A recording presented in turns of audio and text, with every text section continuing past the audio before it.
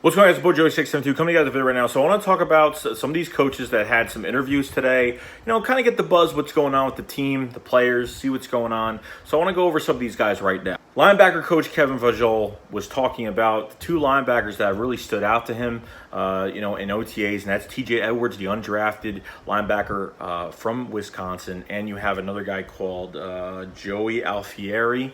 Don't know who he is. But, I mean, hey, if someone else is kind of standing out in OTAs, that's great. But TJ Edwards, I expected him to do pretty damn well. Heard good things about him in OTAs.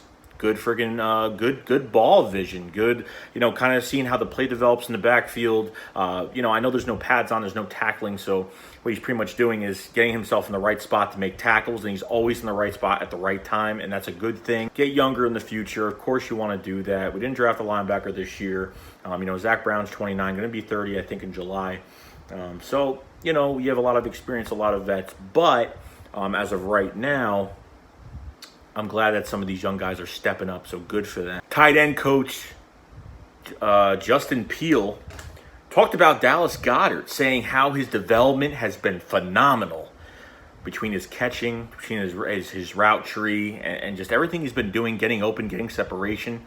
Phenomenal, okay? Which Justin Peelle actually said, too. They've been moving Zach Ertz by himself, like I said in my OTA video that I made, I think, last week. They've been putting Zach Ertz on the outside by himself, having Dallas Goedert at the tight end position, putting Zach Ertz as a wide receiver. Kind of crazy. But Justin Peelle is very good coach. We don't even have to really say anything. We knew Dallas Goedert was going to make a big jump from year one to year two. And I'm very happy to see Dallas Goedert is getting more. He's becoming what he's supposed to be, an athletic, big guy, tight end. A little different than Ertz, but very similar in a sort of way, but he's a bigger tight end with a lot more flexibility and can make unbelievable grabs. We saw what he could do last year, so very excited to see this tight end group. I want to see Dallas Goedert in this offense, two tight end sets if they have to and whatever they need to do. So very happy with that. The cornerback coach, Corey Unlin, talked about one corner that has really improved drastically this spring, and that is Sidney Jones. Sidney Jones, Corey Unlin pretty much said Sidney Jones has been very productive, and the most important thing, he's been healthy. I think this is where it's going to be very important, and hopefully Sidney Jones worked his butt off this offseason because he knows that time is going to be running out for him, sooner or later. I know I've gotten to some arguments with some Eagles fans over Sidney Jones. If he doesn't, people think if he doesn't do anything this year, he's still going to be on the team in the future, which probably not. You never know, but I hope the guy does well. I want him to do well, but it's like when he's healthy, yes, we're going to see a very good player in Sidney Jones, but if he's going to keep getting injured, it is what it is. And you can't give a guy a contract that keeps getting injured hamstring and this and that every year. So good news, good feedback from Corey Unlin.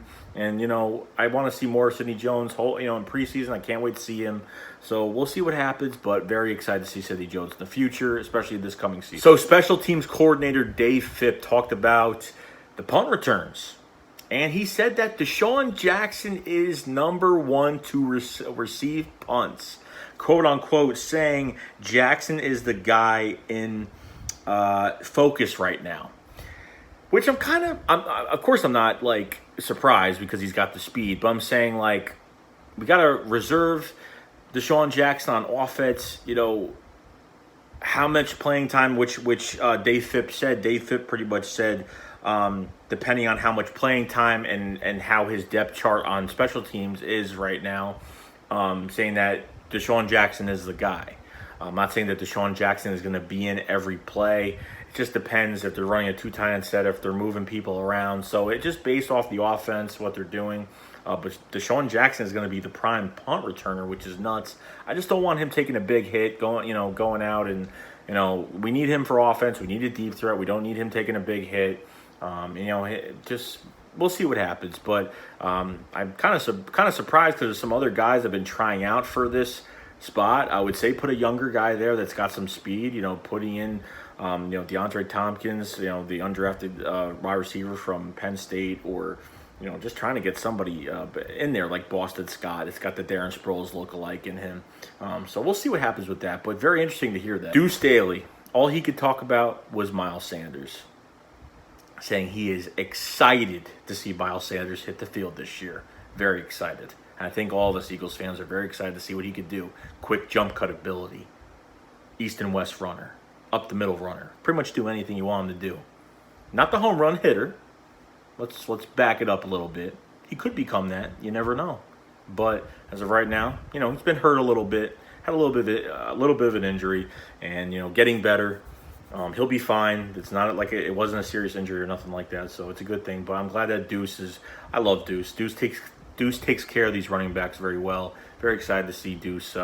What he's gonna mold Miles Sanders into, and hopefully be the face of this backfield in the future. That's what I'm very excited for. Other than that, guys, that's really it. So that's for all the coaching interviews today, and I'm hoping you guys enjoyed this. I tried to get as much out of it as possible. I didn't want to make this like a 20-minute video on people just talking about all these players, but the most important things I pretty much said, so you guys don't really have to rewatch anything. But I'm just excited. I'm excited.